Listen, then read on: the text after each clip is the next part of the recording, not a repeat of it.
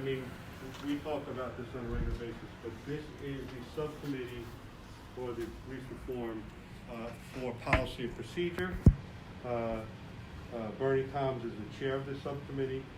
Janice Miller is the chair of the entirety of the committee. Of the whole. But that being said, instead of me trying to remember everything, if you really want to just go quick around to maybe just introduce yourself by name, and we'll end up with that one. And Janice, being as you're the big boss, go ahead. Janice Griffith, how are you? I'm good, how are you? Nice to meet you. Good morning, I'm Richard Wilstadter. Richard. I'm Marie Vitale. I'm an attorney here in White Plains. Bernie Toms. Marlene Chavette. And I'm Captain Michael Murphy. And I'm Nick Kralik. Okay. And then there's Karen and me. From the mayor's office. So if you want, so this is very brief.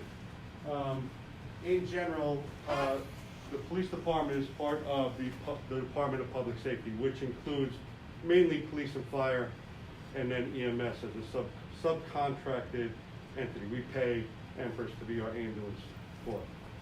Within that, we have the Office of the Commissioner of Public Safety, that's Commissioner Chong. Deputy Commissioner of Public Safety, which is Commissioner Bradley. And then we have the Police Bureau. I'm the Chief. Fire Bureau. Chief Lyman is the fire chief.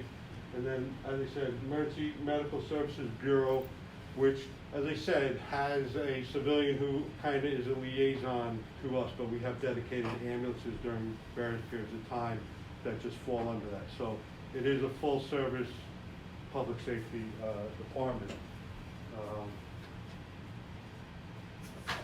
In terms of the actual organization, so we have criminal investigations, which is Captain Spencer. You all probably know him. I believe you're going to have this opportunity at the second meeting when we meet the captain. Captain Support Services is Captain Johnson. Same thing. You'll meet him the next time you all meet.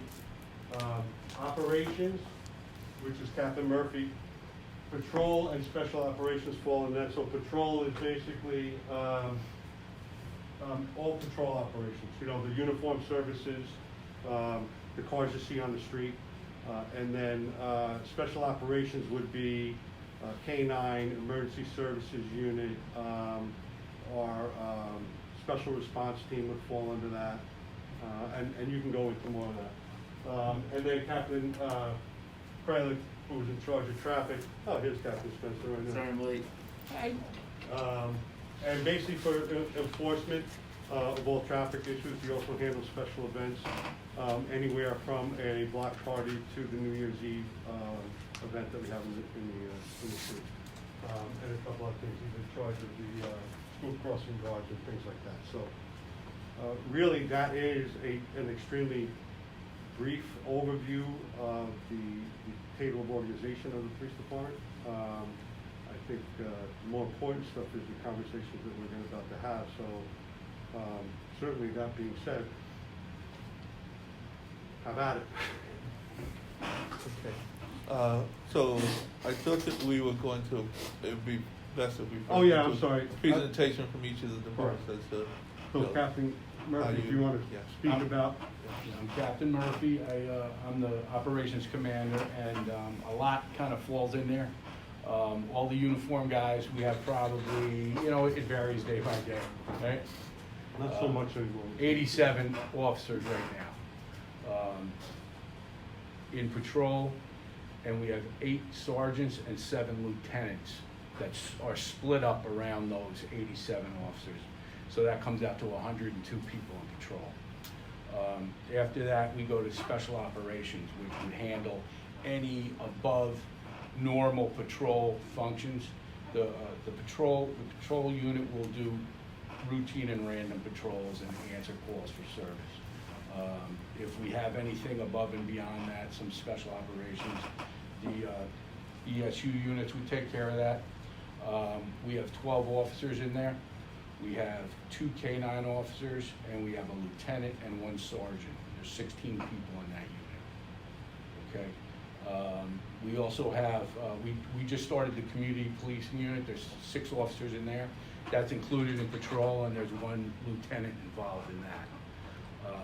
And then we also have 7 civilians, PSAs, which help us with communications and some other day-to-day things. So all in all, that comes out to about 125 people. So it is, there's a lot there, but I do have I have an executive officer, actually 2 executive officers and a lieutenant in SOD. So it gets spread out pretty well. But, yeah, I mean, that's really what I do. Any questions? How many people on the entire force? What do we have right now, Chief? It should be 200. We're down, there's another officer transferring today, so we're down 8, but it should be 200. We're effectively somewhere around 190. With people out injured and stuff like that, we're effectively about 190. So the patrol, between patrol and SOD, patrol is just around 100, which is half the department, and then you add an SOD, he has probably a good 60% of the department. And that is why he has 2 XOs in patrol, an XO in SOD. What is SOD? I'm sorry, special operations. The second one under operations is patrol, and then to the right is special operations. As I said, it's more the ESU, the ESU, K9, K9. the specialized units, the specialized equipment, that type of stuff. You want to give your thing, and then, as I said, we can. Sure. So I'm Nick Kralik again. I have traffic. We're basically a specialized division. We're not as open and broad as patrol. We deal with specifics. Obviously, the first one, speed enforcement. We have 4 radar cars that are permanently radar. 2 of them are unmarked totally, and 2 of them are called ghosted cars. They're basically, they look all white. You can't see them, but when the lights hit them, they reflect that it's police. I have 5 motorcycles, which are operated by 8 guys. They do motorcycle patrol, funeral escorts, parades, whatever happens that they need a motorcycle unit for. Sometimes we utilize them to do speed enforcement as well, because they can hide in little places. We have multiple types of equipment to detect speed. There's radar and there's LiDAR, if you're not aware of the differences. I can go into it later. And then we have one person who's assigned to basically handle all of our impounds and all of our construction jobs. We monitor anytime like Con Ed or Verizon has to dig a hole or do whatever they have to do. I go to the meeting, I meet with DPW, I meet with building department, whatever entities are involved in that, and we determine if an officer is needed to do construction overtime there, then we handle the overtime assignments. So that could be anywhere from an additional 5 people to additional 20 people per day that are out there on overtime. We handle the billing on that as well. And as I said, that officer will also handle any impounds that we have. We have contracts with 7 tow companies throughout the area. They go off of a rotating list, and there's billing and monitoring and releasing and impounding that has to deal with that aspect of it. Then we get to the last one there, special events. That's pretty much everything. If you want to have a demonstration, you contact me, you fill out a special events form, we work out a deal, how we can go over where you want to go, what you want to do, if you need a sound permit, if you don't need a sound permit, if you're going to be violating something that we don't want you to violate, such as we had one recently where they were near the federal courthouse during court. We don't want sound there right then, so we'll work to get you someplace that you can get your goal needed. If you have New Year's Eve event and you're going to close down the city, I sit there with planning, logistics, we go over what's needed, how many officers, hiring those officers, positioning them, what we're going to do relative to if an event happens, coordinating with other departments that we have come in. Yonkers Medical helps us out, New Rochelle, and various others. If there's a movie shoot, we just had one, actually there's one going on today, but one yesterday at the Ritz-Carlton. There's gunfire going on there. We coordinate with them. I actually work with ESU to make sure that the guns pass certification. Everybody has their licenses. let everybody in the area know that there's not anything funny going on. You Not, have a nice not police real presence. gunfire, I just have to. Yeah, it's quarter loads. No, nothing, no projectiles are being fired. No, we don't like that. And yeah, pretty much anything that you're going to plan comes across my desk. And he has a sergeant that is effectively his executive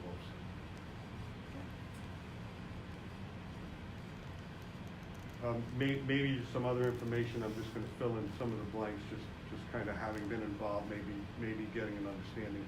The patrol division currently, some of this is because of the COVID protocols, and we found that it works. They're working 3 12-hour days, 3 on, 3 off, 3 in a row, and then 3 off, 3 in a row, and then 4 off. The traffic division just went to another chart where they're working a modified, so patrol covers 24 hours, 365 days a year. Traffic works Monday to Saturday for most of the part, 7 a.m. till 11 p.m. SODs also, they will work from 8 in the morning to 4 in the morning. Yeah. So we are kind of heavily loaded toward the day and earlier evening hours, but by no means does that mean we're not adequately staffed toward the later hours. So they're 12, traffic is 8 hours, and SOD is 10 hours. Just so you have an understanding of how we kind of spread out our staffing, and there's tons of overlap and things like that. So within operation, yes. Go ahead, no. Boss, did you want me to jump in with my stuff or no? We'll wait till the other- No, you're gonna go, well, it's up to you. I mean, Jim, Captain Spencer is the other time, we can go through this if you want. He's here. I don't want to, go outside what was set up, but he's here. He's gonna be here the next time too, so it's kind of up to the committee if you want to hit up 3 of the 4. Well, we could, but what I wanted to ask is, for example, in operations, you have each of those boxes. What do they do? How are they different, and why are they kind of signifying? Okay, as far as patrol and special ops, our patrol is our regular street cops, the line and sector cars. You'll see car 11, car 12, car 13, 14 through 18. They work the 12-hour tours, and they are responsible for routine and random patrol of the city. They have their own sector, and they're responsible for whatever happens in those sectors. As far as calls for service, they'll respond on those additionally. If they're on another call, we will send another sector or an A or B car when our staffing permits. We'll put a 12A out there, 11A. So you'll actually have 2 cars in one sector. We'll start with 18, but 18 is the actual downtown area, so we'll start with an 18A, so there'll be 2 cars down there. But as far as patrol, that's what they do. The stuff that you see on TV, what cops do, that's what they're doing. And again, just to expand on that, so to give you, if everybody orients themselves, 11 car is basically the Post Road area to the city line of Scarsdale, including right here. 12 car is more in the Highlands area up to Ridgeway. 13 car is basically everything on Battle Hill, everything on the west side of Tarrytown Road. 14 is the north side of the city, Ferris Avenue, the whole north side of the city up to North Castle. 15 is, for all intents and purposes, Ridgeway South, that whole area, that whole residential area. 17 is the east side of, in between 15 and 14. So from Ridgeway to down toward Lake Street area. Borders Harrison, Right. that side there, 287. 18 is generally the central business district. It's a very small post. It basically is centered around here and is right here. We also, in general, have a north car and a south car. They are like support cars, so it's basically Main Street North, Main Street South. They have that whole area to either back up, or if let's say 15 cars is on a meal break, then that south car will pick up that car. There's plenty of overlap in this area. So when I talk about these cars, there's overlap between 11 and 12, 17, 14, obviously 11 and 18, centered around the busier areas, the high activity areas. And then not to mention, during the daytime and those times, there's also the traffic. Their primary response is to handle that stuff, but they can always be used as backup units that can be sent as a backup unit. And then also we will have, when we have extra staffing, we will put out an alpha car, like an 18A would just be a second 18 car in the area.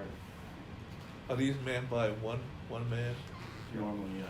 We were going back to two-man for a little bit, but the COVID issue came up, and we struggled with putting two people in the car. God forbid one ended up being positive, the other person was almost knocked out of the box for X amount of days, just as a precautionary measure.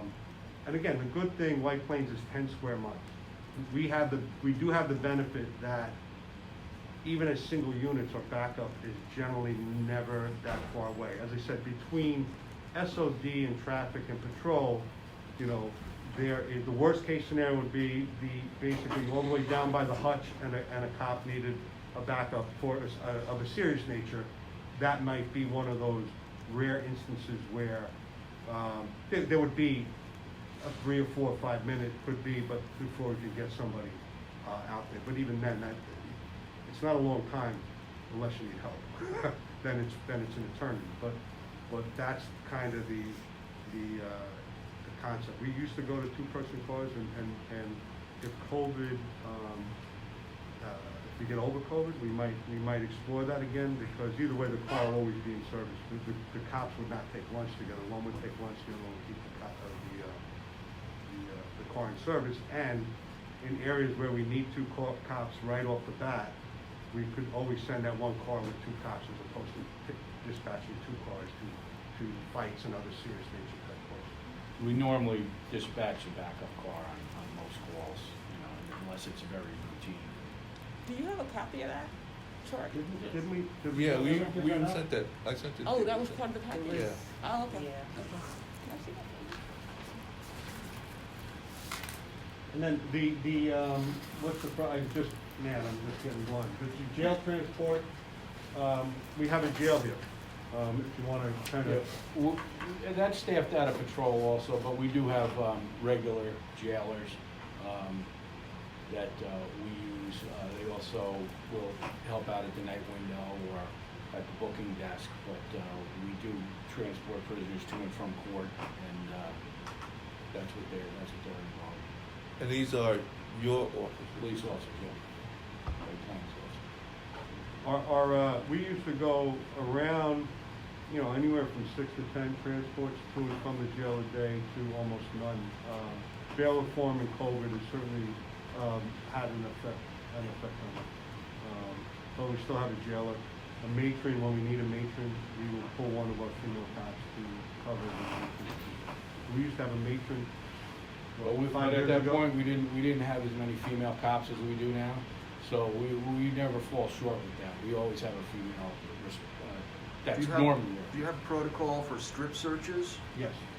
Yeah, I don't know if we've seen that. Okay. We can, if you want to do, that's something we can talk about it now, or do we want to? Let us continue going. I'm sorry?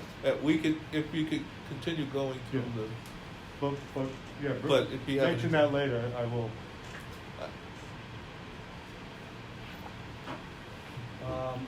Well, I don't know, I mean, that is pretty much, again, between the jail transport and the patrol services, I mean. Where you see the neighborhood conditions, that's really turning into our community policing. It's called the Neighborhood Initiatives Unit. It's really an outreach, it's a resource for the community. We're really trying to, it's not really an enforcement thing, it's more of a, We had a community policing unit forever. Over the years, it has kind of evolved into a neighborhood conditions unit. several years ago when and I think I've mentioned this at several subcommittees. Several years ago, we had a rash of transfers and retirement. Two years ago, we were down 26 cops.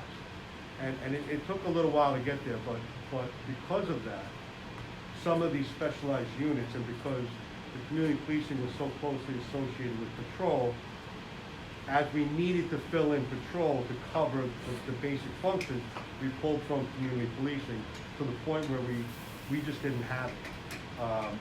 And it was a killer. It was a little bit of an issue. We used to take pride in our community policing, but we didn't have the specialized unit. We encouraged our cops to maintain that community policing posture. But when you're down 26 cops and you're rolling from call to call to call, it admittedly suffers. So now that our staffing is back where it's pretty good, this new schedule helps. The 12-hour tour actually helps our staffing. We were able to pull 6 cops so that would fall under where it says sector patrol. If this was an absolute update, it would have neighborhood initiatives unit underneath that as an operational patrol unit that has its own specific function. It's just not there, but it is, and it's been in serve. We got it in serve, what, 2 months now? Is that about right? 2 months that the neighborhood Yes. initiatives? I'm just saying, you're involved through the window Yes. stuff. You would, I'm just, my mind, it could have been 6 months and. No, it wasn't 6 months, it was 2 months. So about 2 months it's been in serve. I have a question. Some people have suggested that the police force only hire White Plains residents.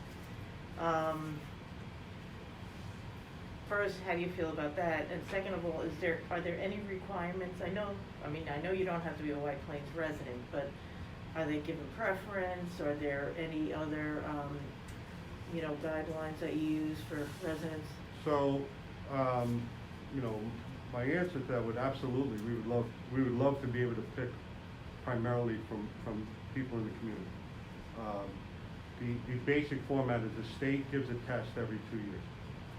The city can opt to give that exam either every 2 years or every 4 years. They can extend it out 4 years. We've been going to every 4 years. You take the test, then you take in a physical agility, and then the list is set through the state based on that. So if your score on the test is your score. If you pass the physical, your test score sets your rank for all intents and purposes. White Plains has been under a consent decree from the Fed going back to, I believe, the 80s, which enables us to band the list. So a lot of other jurisdictions, when they get a list, it is 1, 2, 3, 4 type, and you have to pick from one of 3. Let's say if you're hiring 1 cop, you got to take the top 3 and pick from them.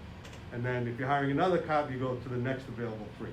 White Plains can take 90 and above and pick from there, as long as it provides the opportunity for diverse picks. You know what I mean? And that's something in the 80s. I think that was mandated by the federal government. And I'm assuming, I can't assume anything else due to lack of diversity. Now we use it as an asset for us because we're not limited by that, and we can have a more diverse. Unfortunately, even with that, there's not a whole lot of people in White Plains taking the test or making it to that point where they can be included in a particular band. But if we do have that, we absolutely look at them. I don't know if we can legally have a cutout for White Plains Police also. But certainly the preference is there. You know what I mean? And we would look at, and we do look at, when we do our hiring process, people who live in White Plains. That's one of the things that came up in one of the other subcommittee meetings, the qualifications, retention and recruitment. I can't hear you, Yeah. Captain. I'm sorry. That's one of the things that came up in one of the other subcommittee meetings, the qualifications, recruitment and retention subcommittee.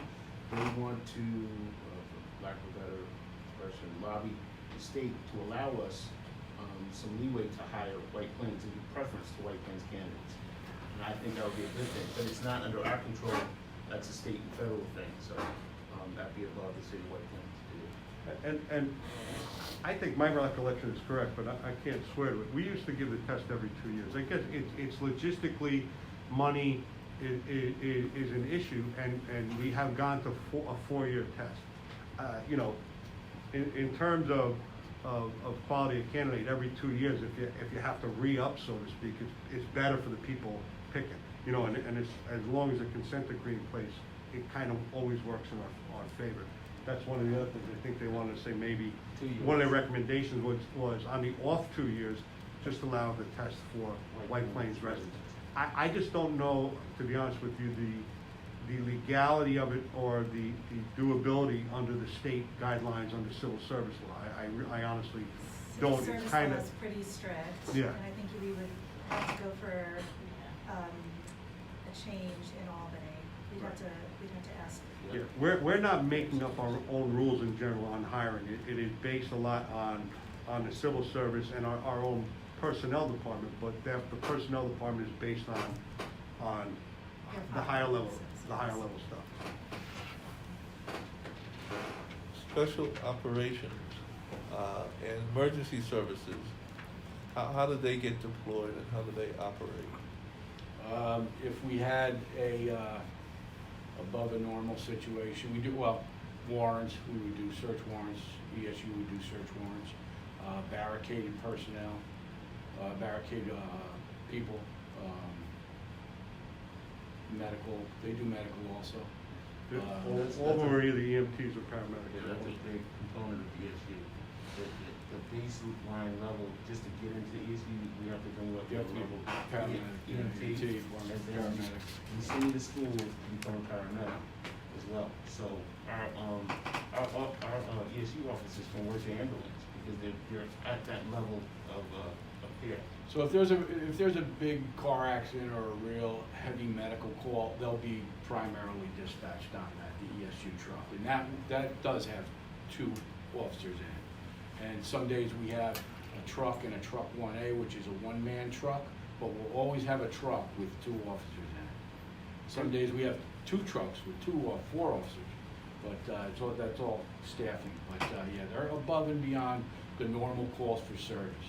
They would go on any call with a weapon, not the primary. So the sector car would be dispatched, at least the sector car would be dispatched.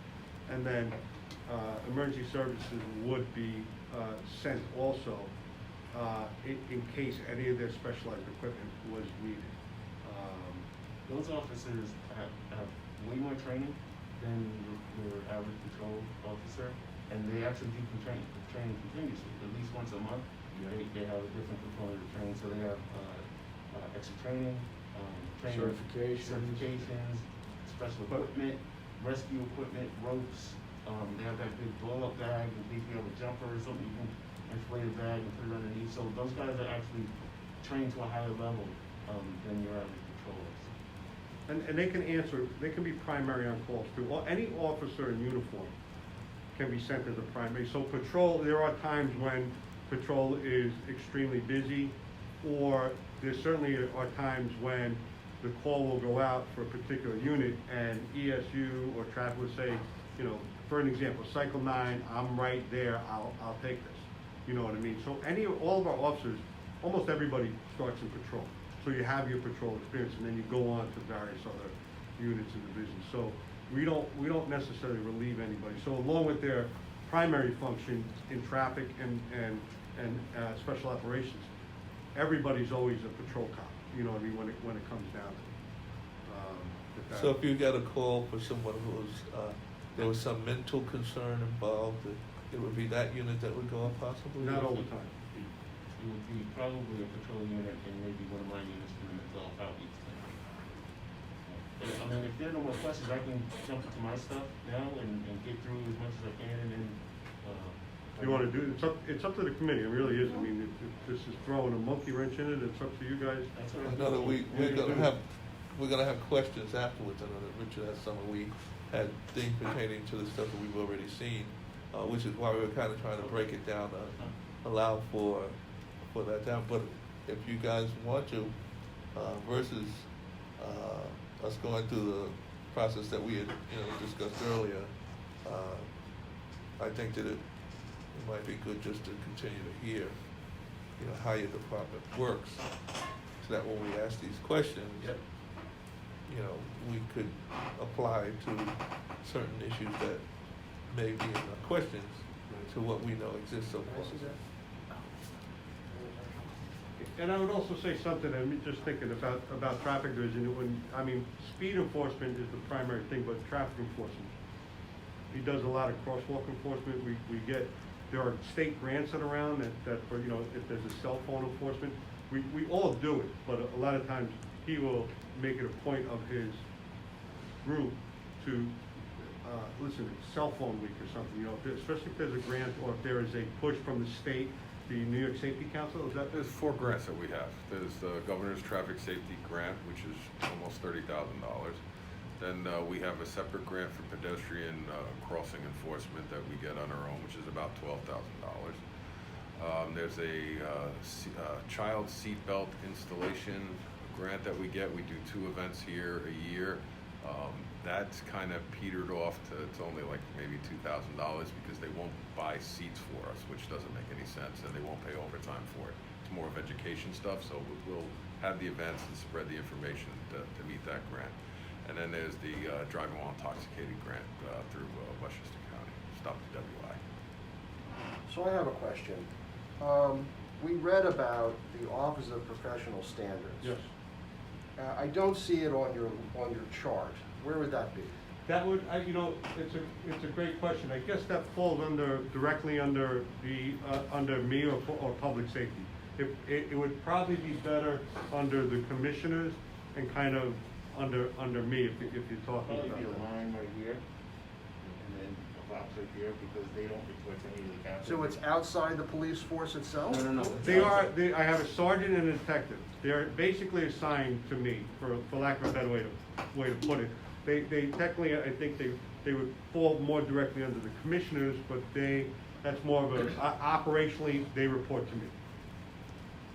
So if they have, whatever they have going on, I meet with them regularly to talk about what the work that they're doing. Either I bring them work, or they let me know the work that's being brought to them. And that's sort of the title that you use for internal affairs. Yeah, it used to be called Internal Affairs.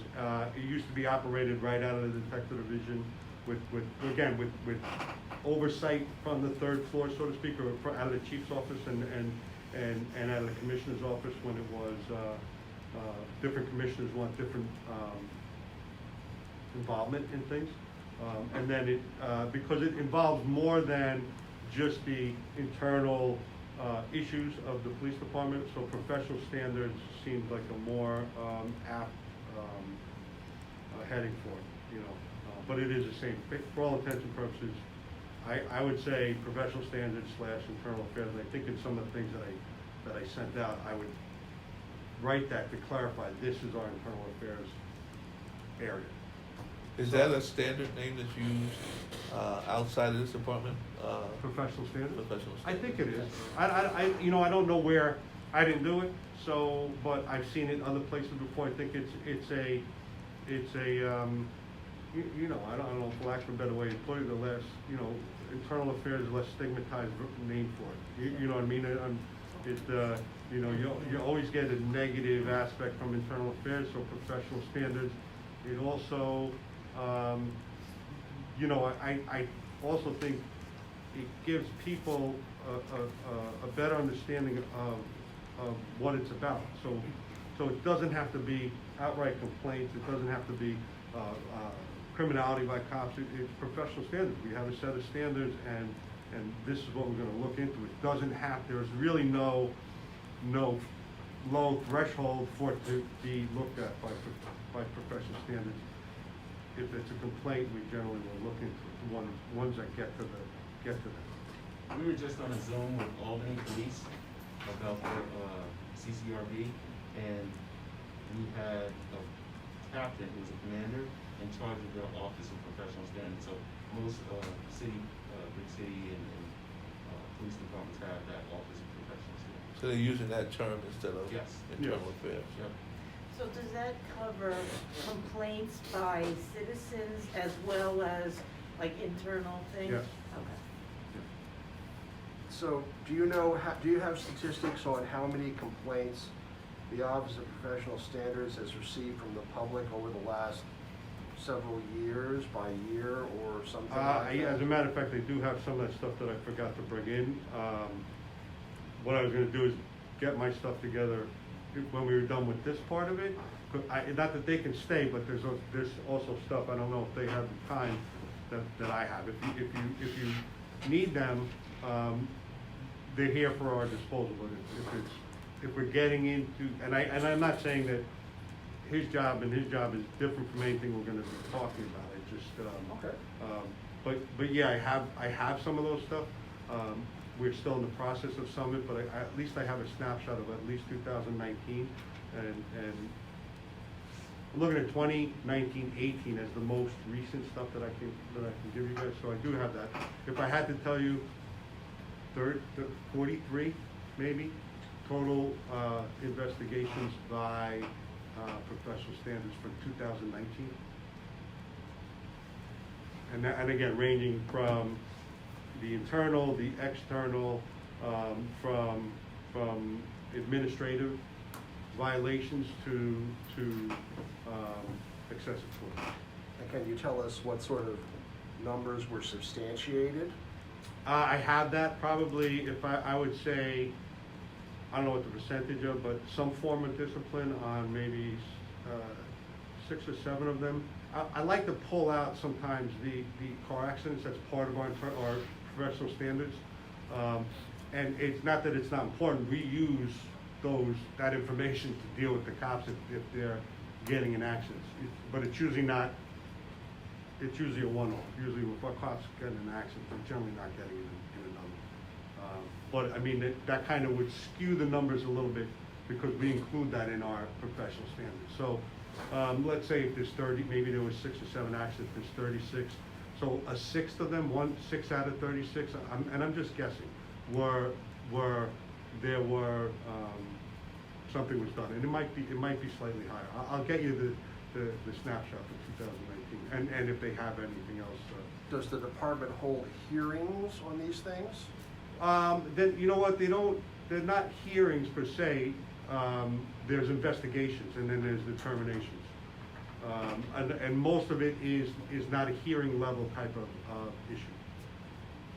And it would be more the determination, and then if there was discipline, the officer can request a hearing, if they disagreed with the discipline. So this Some kind of them fits- are referred by the DA's office. We do our investigation and send our findings back to the DA, and then the DA decides what to do from there. So this fits right into, Richard's asking about what fits right into support services in terms of data management. How does this information get managed? Is it something that's maintained by your department or department outside, or? So, does and data data management, management- that's Captain Johnson, but that's fine. We went to a system maybe 3 years ago now that is, we're still, to be honest, we're still learning its capabilities. The dispatching part and data and records keeping part is pretty okay, but it's I'm not gonna lie, you pulling the information out is we're still learning how to do it, and things that we didn't realize that we'd want to query to get a good look at it, we're now starting to do some, and not now, we have been since then, but You're talking about the professional standards? What's that data, or? Well, we're kind of looking at, you have a department that it says support services, it's data management, and so I'm kind of, technology is my area, right? Yeah. So I think data management, so any of the reports that you generate, any of the procedures that you go through that are documented, how does that fall into data management? Is that something that's covered there in that group? Or? The cases, the investigations, Information from the investigation, generally anything that goes along with documentation or data that you would maintain over some period of time. Oh, I mean, it's all in there. I mean, we actually ported over we stopped at 25 years from our old system to I think 25, maybe 20, of putting that information in the newer system. So so it can be queried. And the old system we keep until it literally will fizzle out and die. And those internal affairs investigations, right?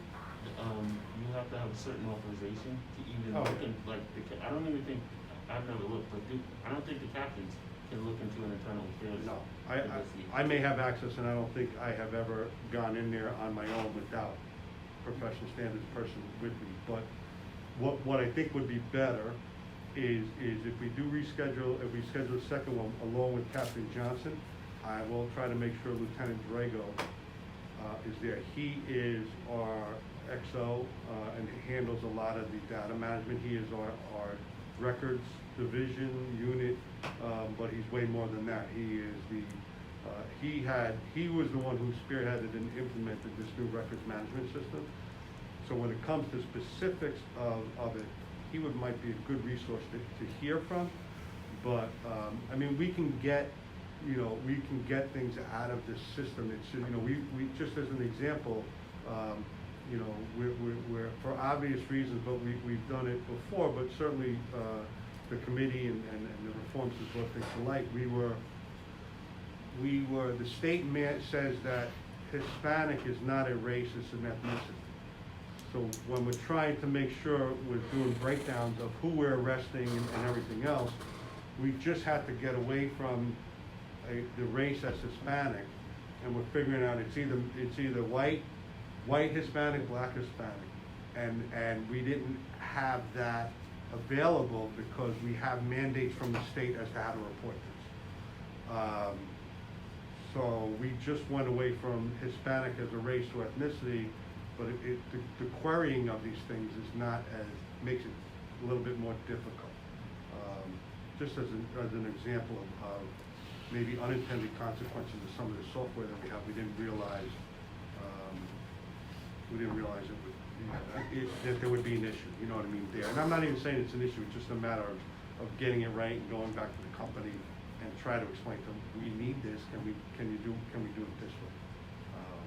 Yeah, I think I was asking the question, and I understand where you're coming from, but more so it's along to, over time, situations, cases, investigations take place to be able to understand historically something that might have happened.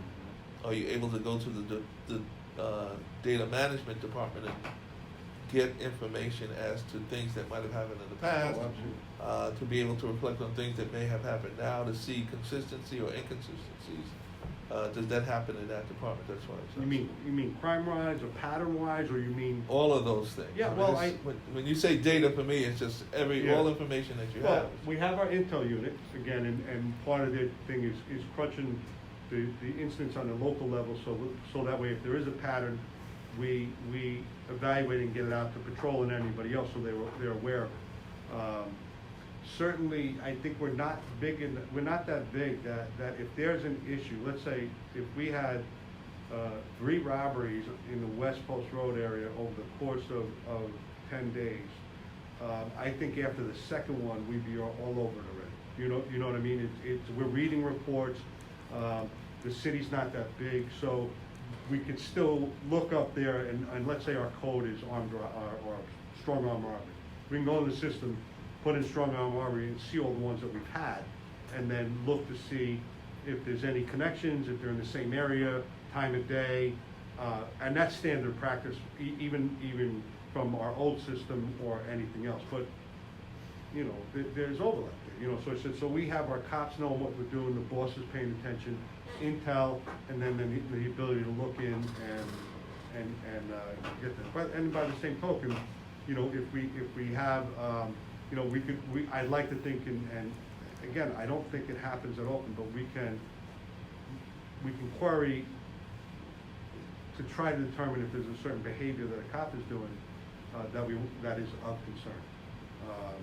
But it has a lot of stuff we do already, but there's a lot of nuances. There's case management stuff that we're still trying to get on top of to make it more effective for us. When you say case management, we have what's called law enforcement records management is a new system. It's through Tyler. If that means anything to anybody, I think Tyler's semi well known in records management. So everything goes in there. If we send a cop on, they do a report, it's in the system. Almost everything is electronic now. We were very, up until recently, and I still think that there's merit in the old form of handwriting everything, as long as we can read it legibly. But this new generation, everybody's typing, it's in the computer, and it goes into the system. Same thing with the cases.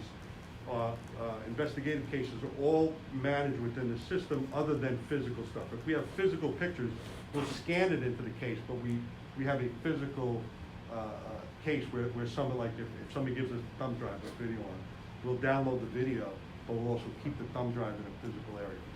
The internal affairs cases are in that system but locked down. We're just starting to do traffic stops. Whether they're,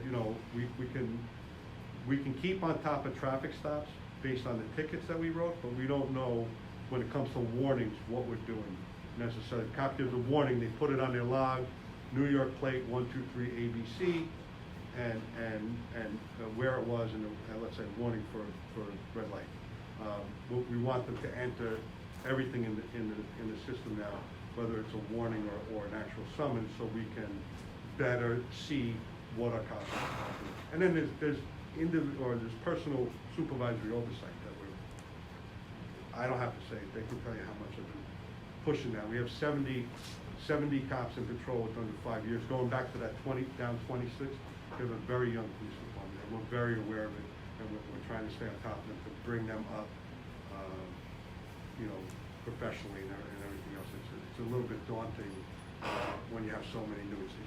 I don't know if it's ever really happened. We've always had a steady in and out, and we hit this thing, and we're trying to stay on top of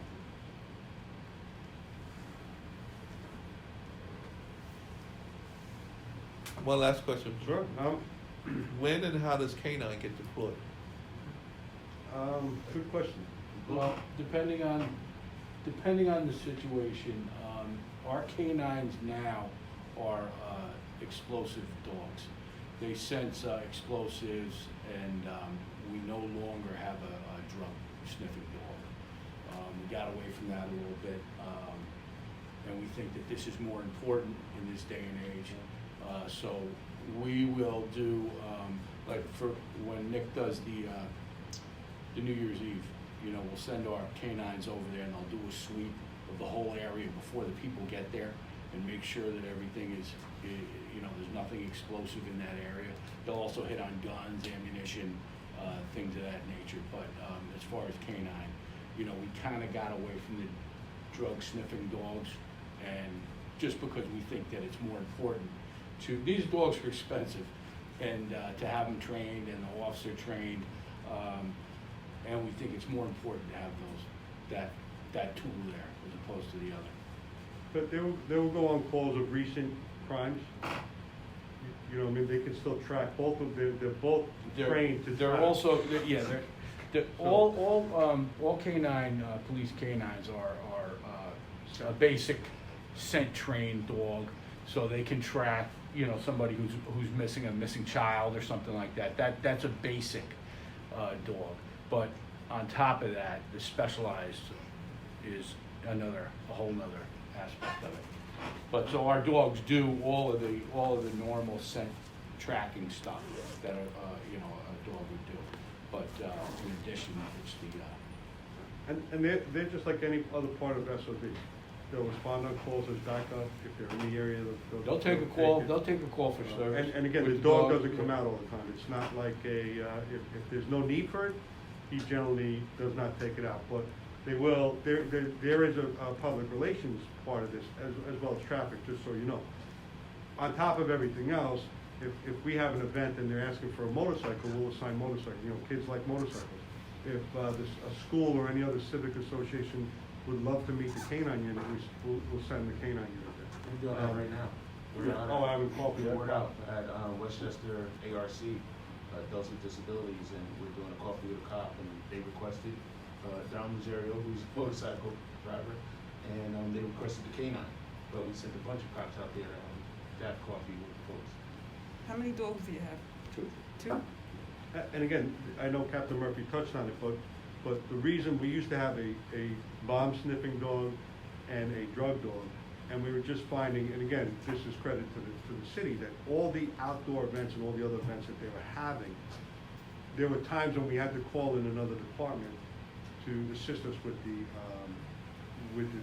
bomb sniffing stuff, just the security of the New Year's Eve, but even just the farmer's market. When they're working, they'll go through the farmer's market in the morning, just to, because who knows, if somebody wants to do something horrible, they'll run that through. We've done it before the demonstrations. Yeah. Prior to the Oh, yeah. demonstrations, we run it through just to make sure no faction is going. Just another level of security, safety. We figured two of those type of dogs are better than a narcotic sniffing dog. That it's nice to have, but the narcotic stuff it's still police work where we can go about finding narcotics based on the information. And we can get a dog to do that too. We just don't have to pay for it and house it and, The ones that you do have they been successful? I mean, how many instances of actually picking up on explosives or? Thank God we haven't had any. weapons and, like That's good weapons to that know. were used and, And they have tracked. I mean, our dogs have tracked people pretty far, and then it's gone. You know what I mean? And either there was a car or something happened, but they caught maybe 2 or 3 people immediately after, where they tracked them to someplace where they were hiding. So I mean, they have success. It's difficult, but they are they certainly serve a purpose when they're needed.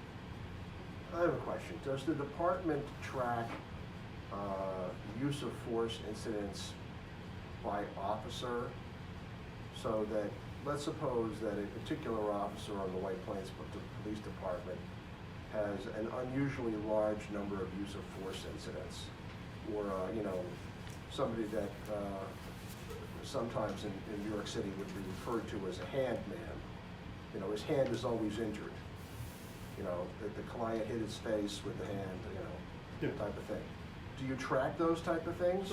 So again, the size of the department is such that, and again, I think and don't hold me to this, I think it's some of the information that I have to share. Just using last year, let's say maybe 50 use of force response to resistance forms that we completed. And when I tell you, I know there's a degree of skepticism. The cops, if they know what levels of force are, and they report it. Especially with body cameras, there's no instance where they're going to be using a level of force that is not being reported on a form. So we've had about 50 of them. So, and based on the review, the way we have it, if a cop is standing out, we're going to know about it. It would probably be helpful if we had a system.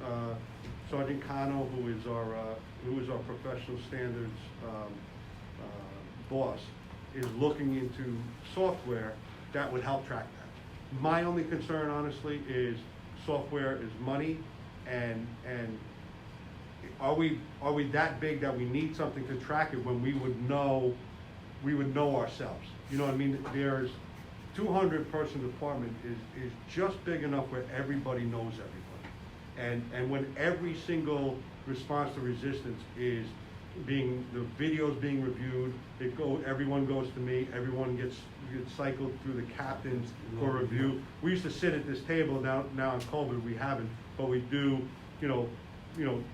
At the most maybe wait a week, and then sit down after our daily meetings and discuss what's going on, either training issues or anything else, or that everything was done according to policy and procedure. We still do that just individually now. So to go from me maybe to Captain Kralik, and when he's done looking at them, so that way the professional standards boss, the chief, and all 4 captains will review every response to resistance. But these things aren't made public, are they? No. I mean, and again, I can maybe give you samples of some. Most of it is is we've gotten to the point where if somebody it's hands-on, and they have to be taken to the ground, and there's no injury, and it was taken to the ground and they were handcuffed, we do a response to resistance. Almost, we're not doing it if you, hey, you're under arrest, put your hands behind your back and you get handcuffed. But even, you know, any display of any of our weapons, and certainly any hands-on, anything like that, we're documenting. And then we're backing it up by checking the video. So I have another question. The county police have a protocol for dash cam, which I've seen. And I took testimony from a senior official in the county police department who took the position that the fact that the protocols call for that the dash cam should not be turned off except under extraordinary circumstances, and they have to make a record of that, means, even though it says shall not be turned off, they took the position that shall means maybe. We don't have to. And I know that we looked at the body cam protocols for the city of White Plains, and I'm hoping that you can assure me that shall means shall in the city of White Plains. Not only do I think I can assure you, I think that the body camera policy probably can use some revision in the sense that we are more insistent on when they turn it on, and shall means shall. You will turn it on. In certainly these situations, there is amount of discretion, but we have erred on the side of turn it on if you're ever in doubt, and don't turn it off until you're done. And trust me, if it gets turned off, if it gets turned on late, we look into it. If it gets turned off early, we want to know. And again, it's just to reinforce to everybody, this is serious, and you know, overwhelmingly, it's helping everybody. You know what I mean?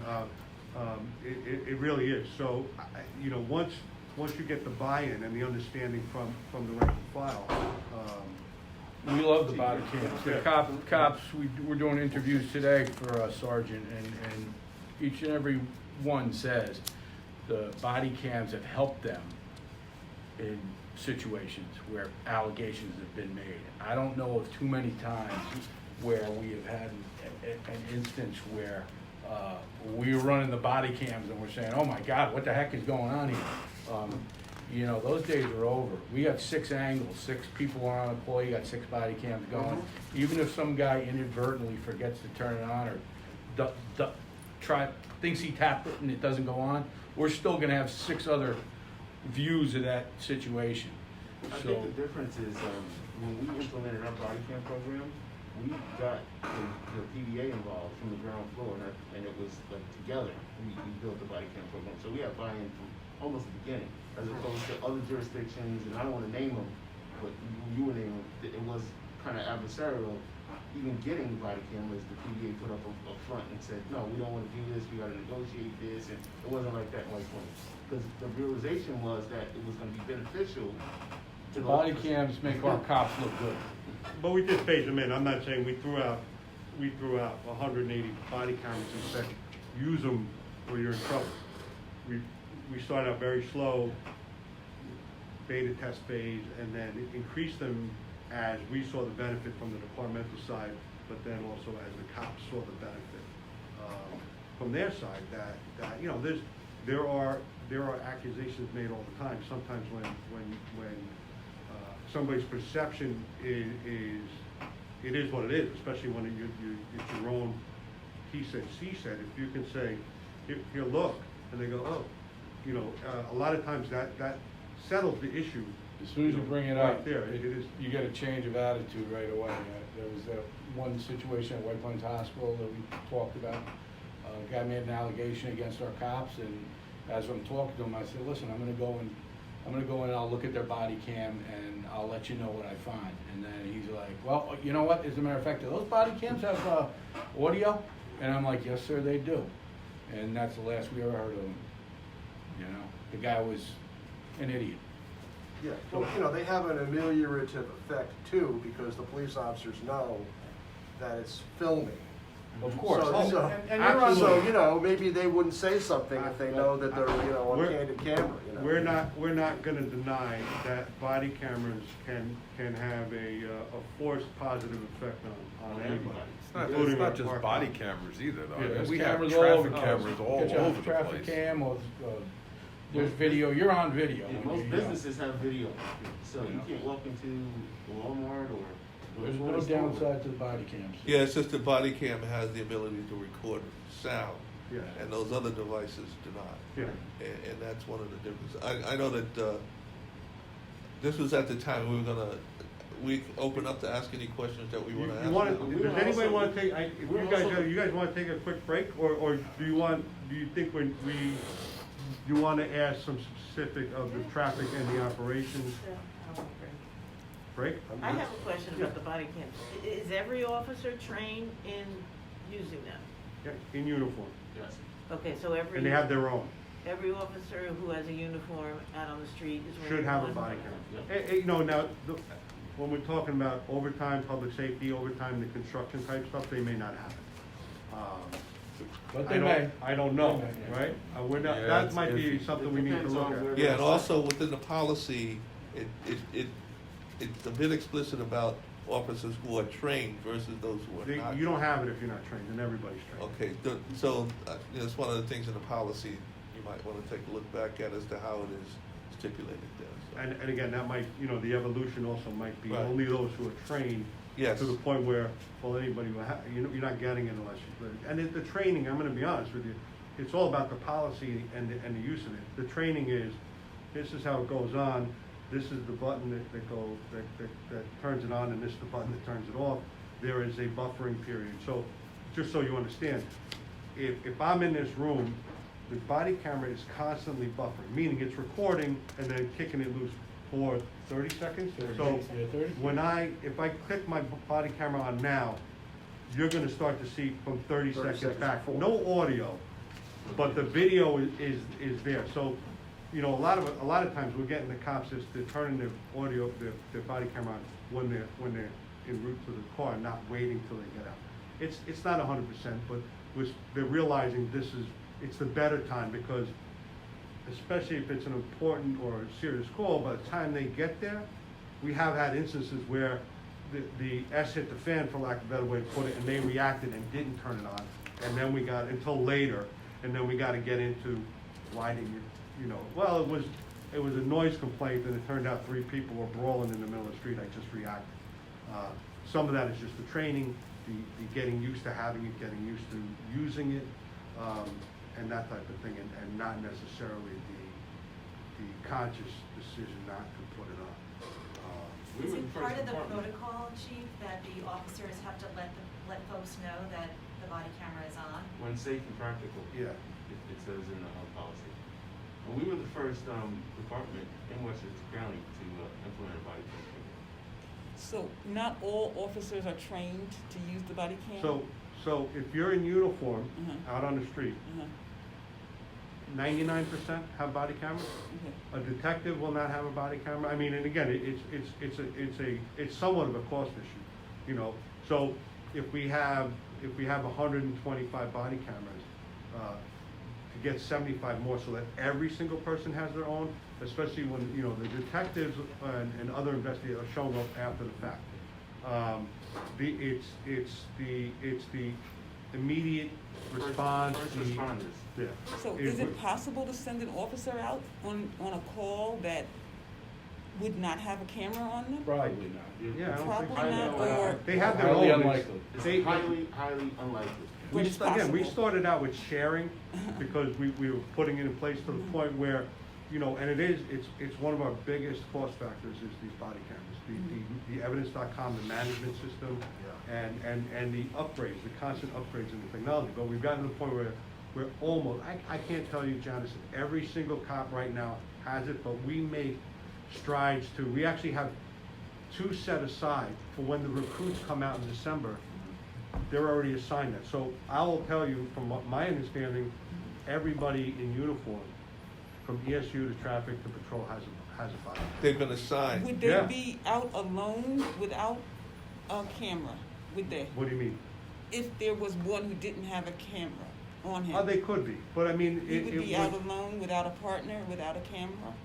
yeah, it would happen, yeah. I mean, I'm saying, in that It could circumstance, happen. before body cameras, that was what we. Yeah, that- before body cameras. That's how it was. Mhm. Could there be a situation now, if we give these 2 cameras out when they come in and we don't have any spare in somebody's breaks, might there be an officer that doesn't have it? But, you know, I don't know if we're at the point where we can dictate that you can't send a cop on a call who doesn't have a body camera. Or you must send a second So officer. it's not who- mandatory? I'm sorry? It's not mandatory? Well, I don't think it's an issue right now to make it mandatory, but I don't know if we can make it mandatory. I mean, operationally, you know, if it's a serious call, you're not gonna have one officer there anymore. And I know what you're saying, there are officer-initiated instances where, you know, if they don't have a body camera, God forbid something happens, then there's a question. But I don't think it's an issue because we do have, right now, we have 2 on standby to give the 2 cops that are still in training, when they come out, here's your body camera. We wouldn't do that if everybody else did not have a body camera. So it would be a rare circumstance, even with the detectives. But the admin people, the admin folks that normally work in records, they don't have body cameras, they're not on the street. But if they were out, on like a construction job, doing overtime or something like that, or if they were going to the store and something happened, they had to take police action, they would not have a body camera because they're normally assigned to the records division inside. And Well, they wouldn't have a gun either. No, they They would. would have a gun too? all officers. All officers have weapons.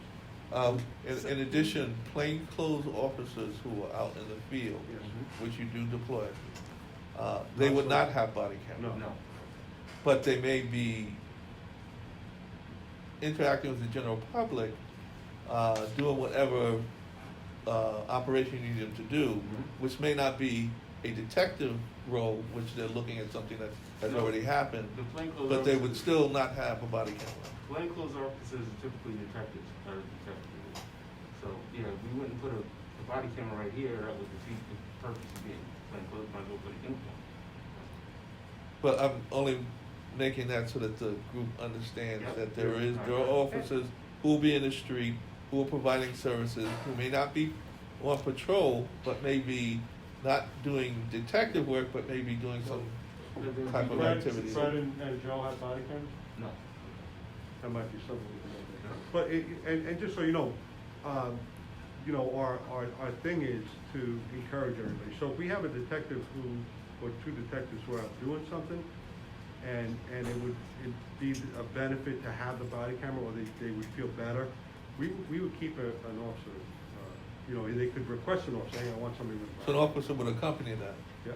Okay. Yeah, they could, and that's something they can request, you know, I don't think there was a situation where we say, no, you don't need that.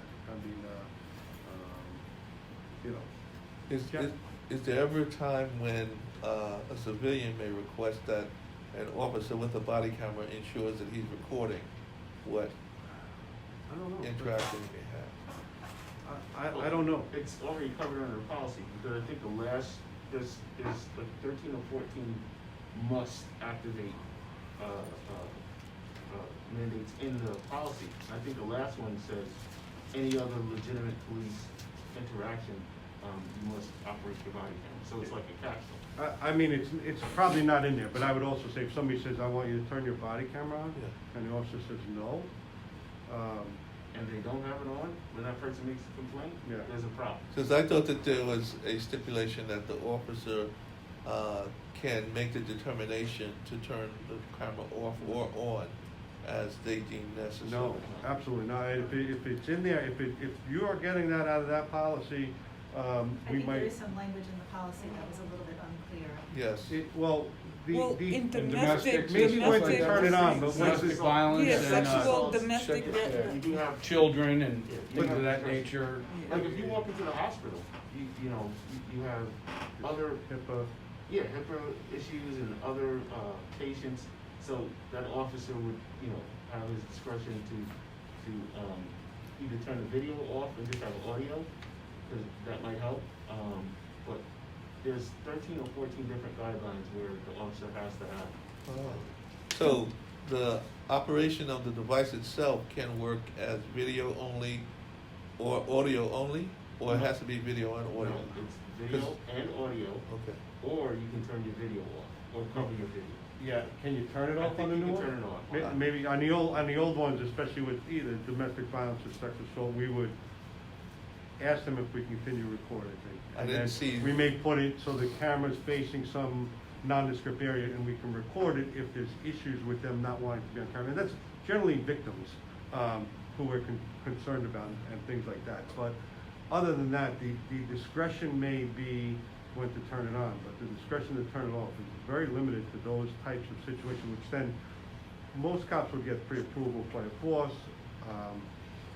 They would certainly have to explain it, and if they turned it off for any other reason, we're gonna be looking at it. Yeah. I don't remember in the policy if it spoke specifically to video versus audio. We But- could probably look at that.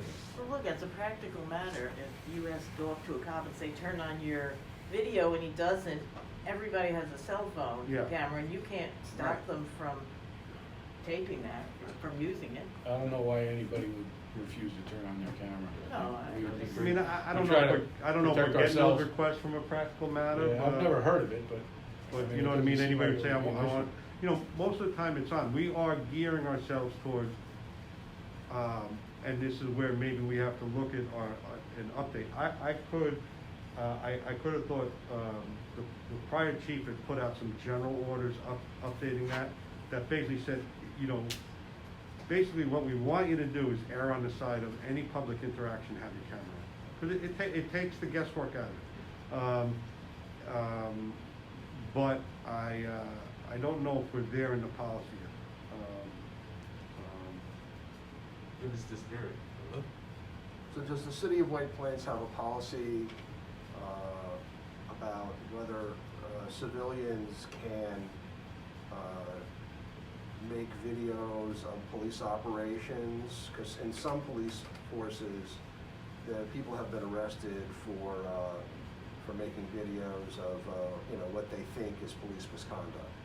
Well, we've gone through that, but years ago, where there was an issue with that. You know, anybody having, when the cell phones first came out and it was video, and nobody likes having something pointed at you. And the cops would say, oh, turn it off.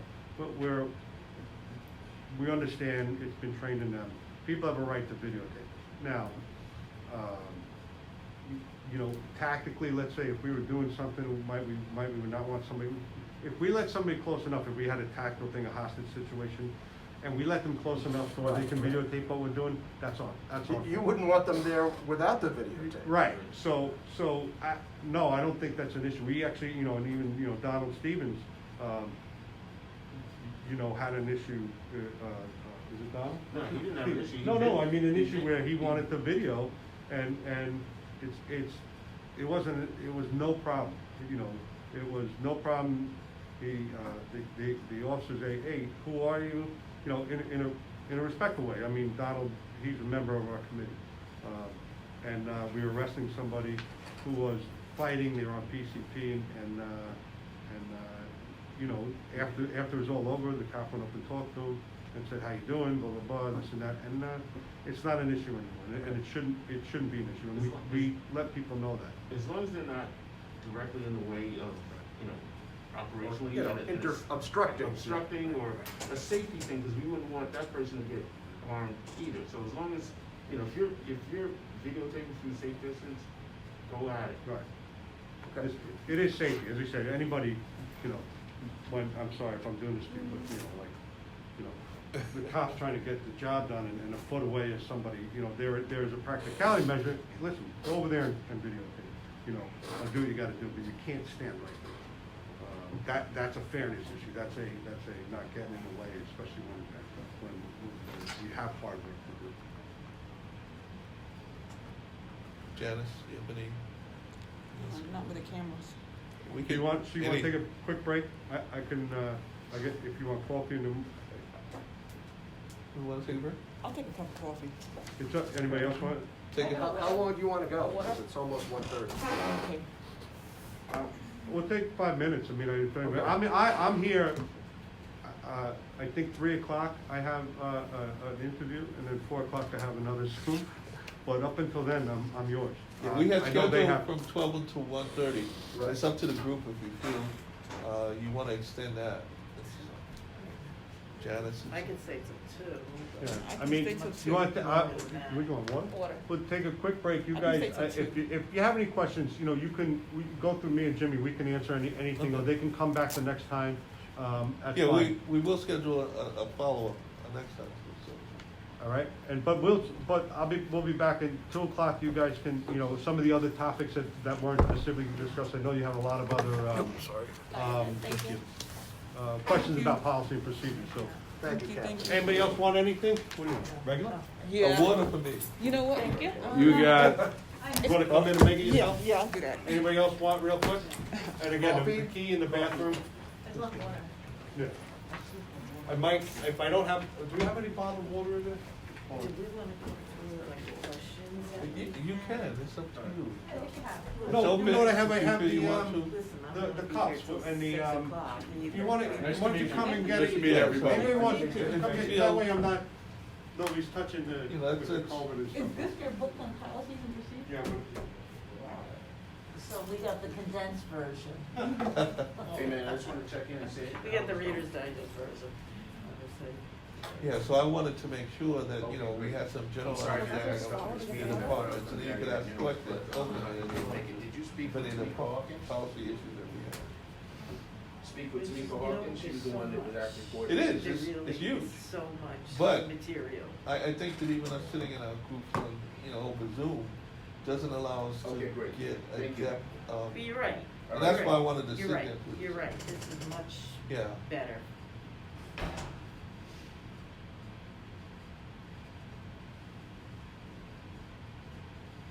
Much better.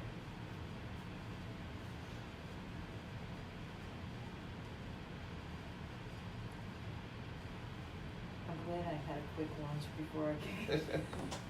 Well, I didn't have a lunch, but I had a little bit of stuff for breakfast, so I'm okay. How you doing? What a day. Busy? Yeah, had some stuff going on at home. Oh. Take care. Yeah. Lots running. You don't have teenagers at home, do you? My youngest is 19. Oh, you got it. But he's the He's the good. coolest. He's good. Yeah, it's the girls that put me through it. When they were teenagers, but they're all 20s now. So. Oh. Yeah, mine are out living on their own now too, so that's good. But I remember those days.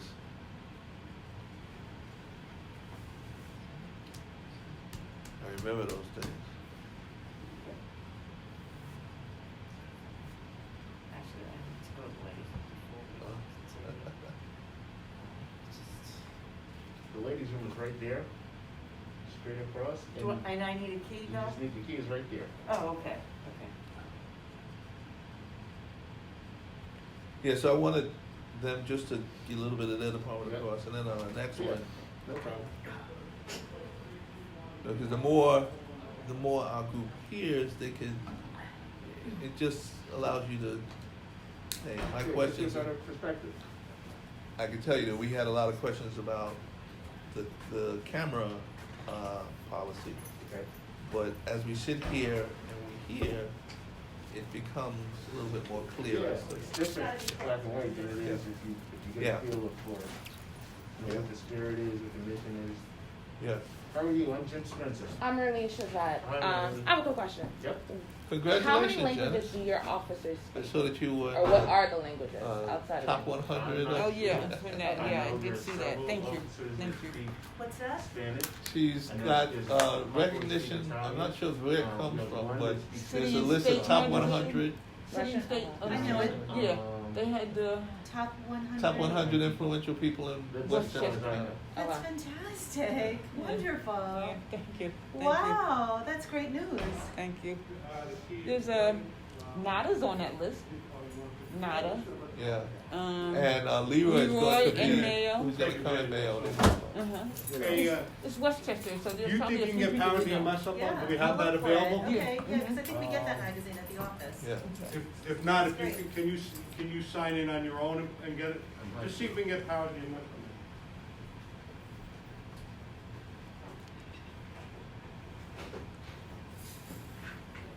how you're doing it. Good. Would language be a procedures question? Language? Oh, you can ask, please jump in. Anything that we're missing, don't, hold back. It was just a curiosity. I think we did, within our committee, we had asked some things about language, but please, help us out. Is it still recording? Did you know? It was when I looked at it real quick. Okay. But I haven't paid attention.